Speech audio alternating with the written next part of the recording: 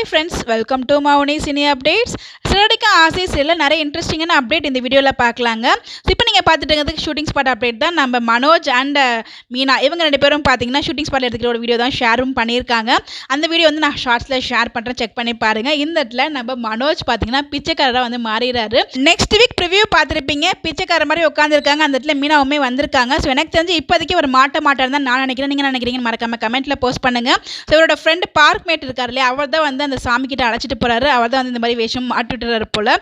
எப்படி இருந்த மனுஷனை இப்படி மாத்திட்டீங்களே, இதுக்கு தான் இவ்வளோ படிப்பு படிச்சாரான்னு தெரியல. அவர் பேருக்கு முன்னாடி அவ்வளோ படிப்பு வந்து போட்டிருப்பாரு.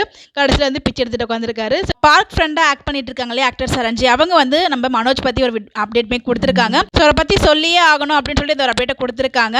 Very dedicated artist in Tamil serial world, ரொம்ப டிசர்வ்டான ஒரு பர்சன் இந்த சினிமா இண்டஸ்ட்ரிக்கு. ஹார்ட் ஒர்க்கிங்கான person, down to earth person, like this dedication and sincere to the core in Siragadikka Aasai serial upcoming episodes இன்னும் வேற லெவலில் இருக்க போகுது அப்படிங்கிற மாதிரி சொல்லியிருக்காங்க. My heartiest wishes to this young handsome very promising actor and lovable soul அப்படின்னு சொல்லிட்டு அவங்களோட அப்டேட் இங்கே ஷேர் பண்ணியிருக்காங்க. உண்மையிலே வந்து அவரோட ஆக்டிங் வேற லெவல் தான் இருக்கும்.